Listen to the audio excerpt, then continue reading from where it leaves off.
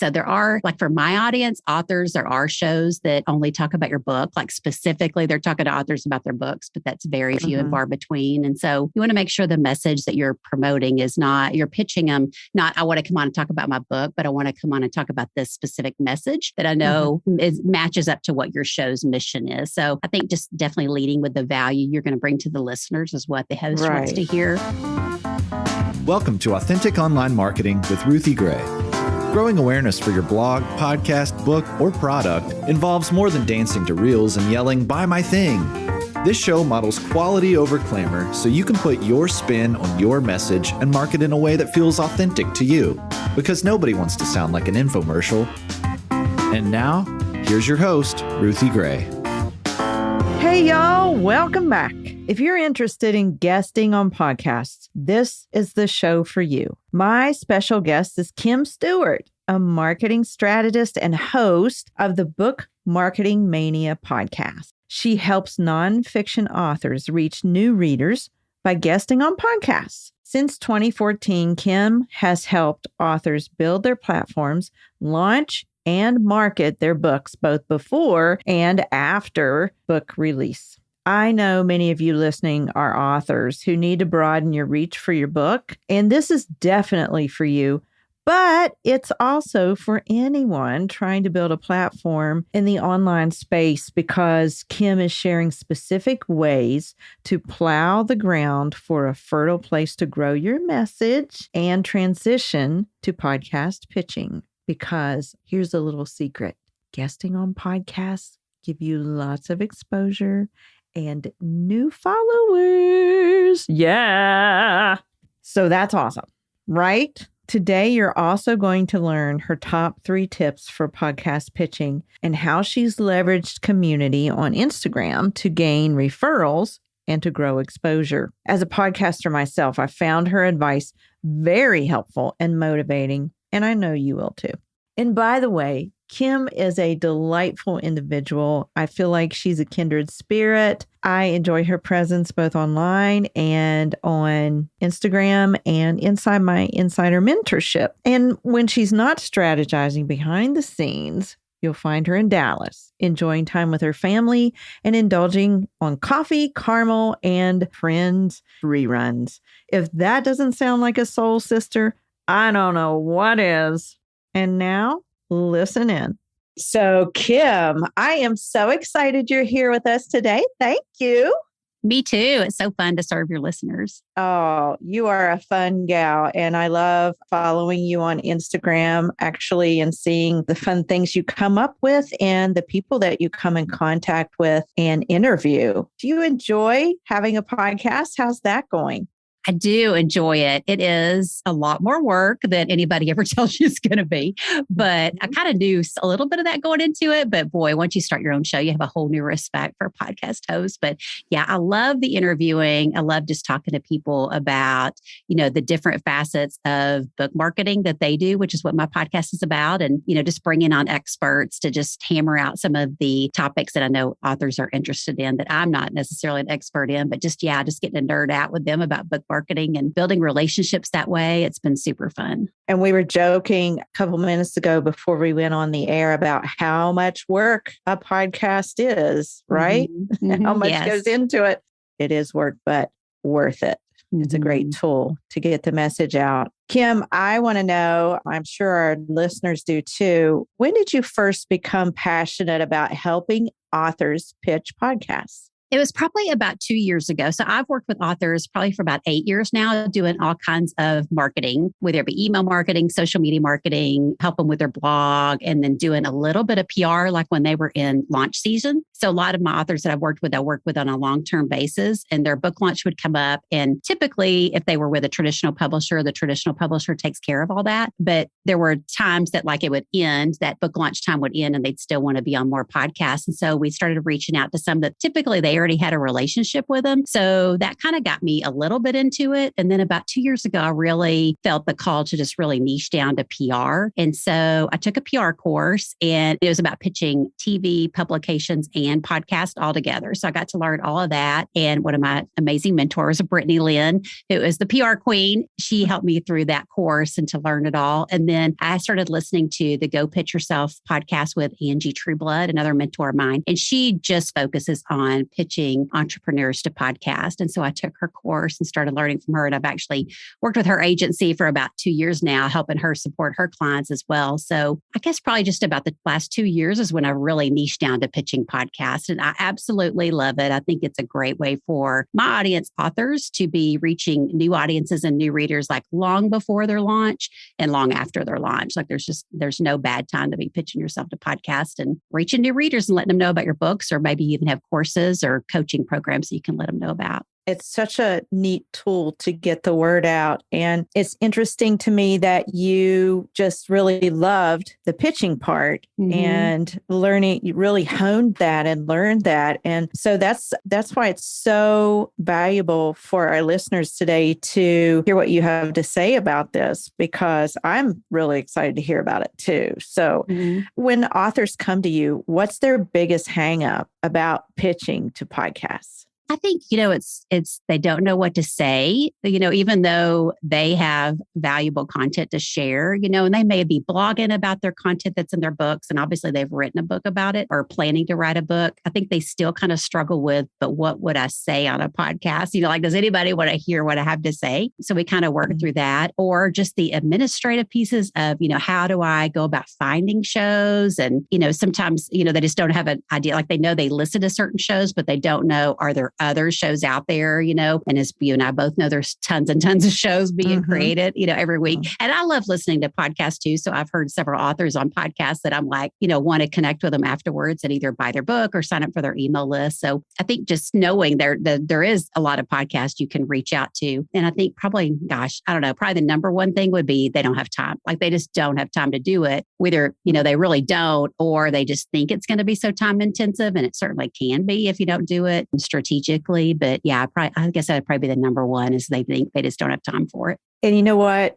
That is something that we must make time for, is promo for our business, no matter what it is, whether you're an author or a podcaster or an Instagrammer who is trying to drive traffic to those other things or to your business. We have to invest time in promo, don't we? Yeah, absolutely. And it's such a great way to do it. I think you just have to be very specific about your goals you're going into. It's like when you're in book launch season, you're probably focused on, you want to talk about your book, but you want to talk about the content of your book. But other times, you just may be wanting to share that content and build your email list. Or like I know, like you've shared on your podcast with Jamie, one of your clients that's an author, like they had built their platform before their book because they were just building their platform and had a publisher reach out to them because they saw them on Instagram sharing all this content and found them through a hashtag. And so, yeah, there's just so many different ways that you can be promoting that content when it's not necessarily like I'm launching a book right now. It's just, I'm just wanting to promote this content to new readers. And, if I know they're listening to podcasts, then why not take advantage of that?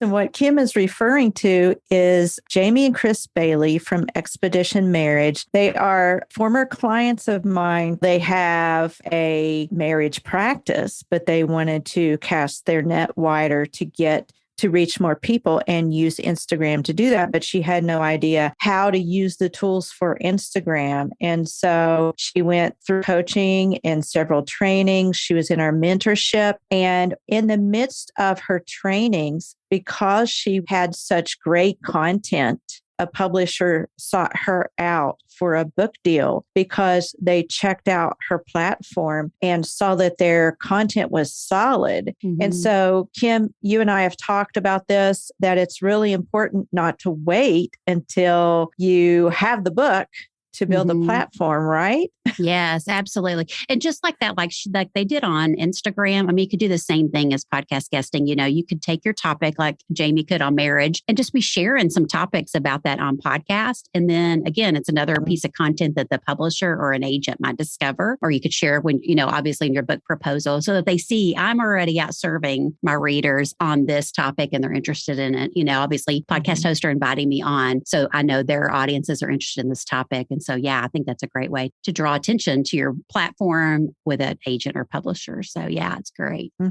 What are your top 3 tips for authors pitching to podcasters? So I think my number one is building relationships first. And I know we talked a little bit about this when you were a guest on the Book Marketing Mania podcast, Ruthie, but, just being very authentic about it. So when we pitch podcasts, you might be pitching a warm host that you already have a relationship with, or it might be totally cold, like you've just discovered a brand new show and you're like, oh my gosh, my listeners are definitely listening to this. So I want to pitch them. But before you do that, just think of ways you can build relationships so you can start engaging with them on Instagram. And I have had just since, so I'm going to give a shout out to Ruthie and your coaching, because just since I entered into Ruthie's membership, just me being very strategic and just authentic again about engaging with people, I just have been so surprised that, it doesn't take a lot. And once you build that relationship, someone will reach out to you with an invite. So that's happened to me, probably 5 times since I joined Ruthie's membership of just I've engaged with hosts and they've reached out to me and invited me to be a guest. And that's without me pitching. It was just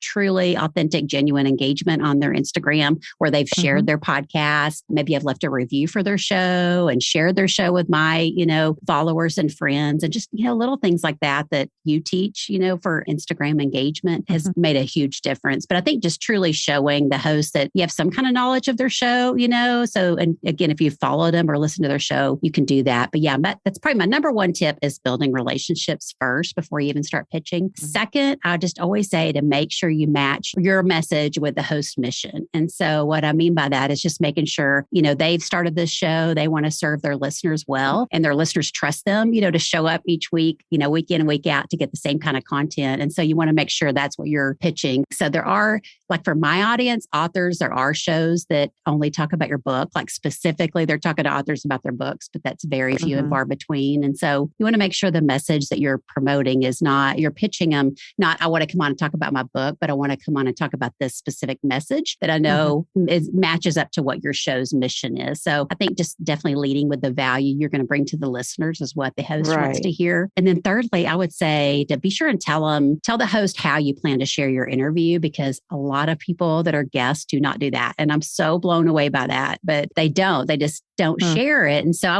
would be upfront and just say, I always share my interviews on Instagram stories or however you do that. And then of course, follow up and do it after the interview. And so again, that's things you can learn from Ruthie about how to effectively do that on Instagram. Because I've noticed like even hosts that don't look very active on Instagram when you go to their profiles, but yet they're probably sharing their interviews in Instagram stories at least. And so, when you share an interview on Instagram stories and you tag the host, they're going to share it again, so you're getting to reach that audience once again. And maybe some that didn't even know about the episode to tune into it. So yeah, that's probably my top 3 is just, build relationships first, match your message to their mission with value for the listeners, and then sharing the episode, telling them how you're going to share the episode and do it after it goes live. Yes. It's that whole engagement community mindset. You can't just be out for number one. That's not really how that works. Yeah. You've got to be a team player. And then it really does reap the benefits of that kind of mindset. Yeah. And I'll say for your audience, Ruthie, I know you have a lot of entrepreneurs, service providers, coaches. And in that respect, which is a little bit different than authors, I would say, is a lot of times you're building that relationship with the host through your interview because there's so much fruit that can happen after it. So, the listeners can connect with you, but I think I've been blown away by how many collaborations have come out of interviews to where like maybe y'all swap out coaching in each other's programs, or, you become referral partners for each other. That's happened with me is just, like me and you today serving each other. My audience wanted to hear about Instagram. So I had you on my show. Your audience wanted to hear about podcast pitching. And yeah, there's just so much that can go into it and so much great things that can come out of it. Absolutely. That networking is just gold for us. So let's talk about your business, your own business that you run. It's called Book Marketing. You're a book marketing strategist. You are with Book Marketing Mania on Instagram. So how are you using Instagram to drive traffic to that effort? Yeah, I would say, again, it's probably more just being engaging on there and building relationships on the platform, like being very purposeful. And I know you coach your membership and your clients on this, just, it's more engagement than posting. So you do have a content calendar and you are posting consistently, and you may be posting more than less on certain time periods, but you're always making sure you're engaging at least half as much or more, depending on, what your goals are. And I've really tried to live by that. And just, just the more time you engage with people, they automatically, if it's new people, they automatically want to go to your profile and check them out. And so, just making sure that that's optimized, which you, of course, coach on. And I think that's been the biggest piece for me is just engaging there on the platform. Now, as far as driving traffic, I probably drove traffic more to my podcast because people see me share the podcast episodes on there. Or when I share my guest episodes of my clients that have been guests, they might click over and check me out. Or, but mostly it's been just through Instagram, just the DMs, building conversations there and seeing how you can help people and then leading them to where you need them to go. But yeah, I think that's been the biggest thing is the engagement, I would say, and being very purposeful about it. But, I share tips on there for podcast pitching. I share my podcast episodes, like you said, my clients' guest interviews. I think that's the main thing, but again, with my podcast, because it's called Book Marketing Mania. So it's not just about podcast pitching, even though that's what my services are today. It, as it just encompasses so many things. There's, social media plays into it, your branding plays into it, publishing, just everything kind of plays into that piece of it. So that's why I like to talk to a lot of people like that on my podcast and then share it on Instagram. So I don't know, does that answer your question? Yes, it does.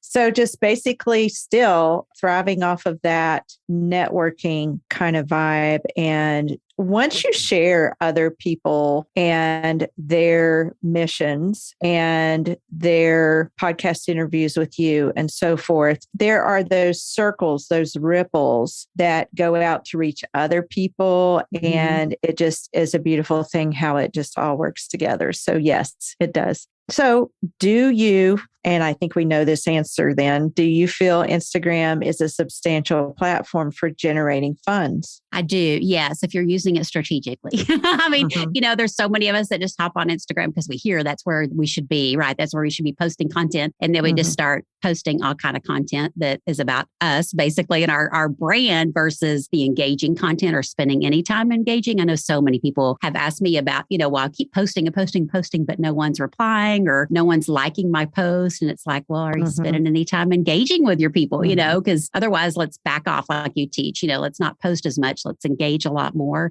But yeah, just the relationships I've built on there, like with referral partners, has been so nice because I know you're the Instagram person. I refer people to you constantly, Ruthie. And, hopefully, I'm the podcast pitching person and we know somebody else that coaches podcasters and, the different people that you want to connect your people with. It's so nice to have those relationships there. And I think, again, just making sure your profile is optimized and that you have content to back up what you say. Because I know I've reached out to people and asked hey, I'm looking for somebody to come on the podcast and talk about this topic. And I'll get a recommendation. But, when you go check them out, then you're like, well, I don't even see anything about this on their profile, either their profile or anywhere in their post. So yeah, it's probably not somebody I'm going to invite to be on my podcast. Although they may be the expert on that topic. I just don't see it backed up on Instagram, which is where I usually look. So, but I've seen that. Yeah, I've definitely seen the fruits of my labor. And the more I've put into it, the more people will refer their clients and prospective clients over to me. So yeah, I would definitely say that yes, it's definitely improved my business financially. Same here. When you invest in that community and are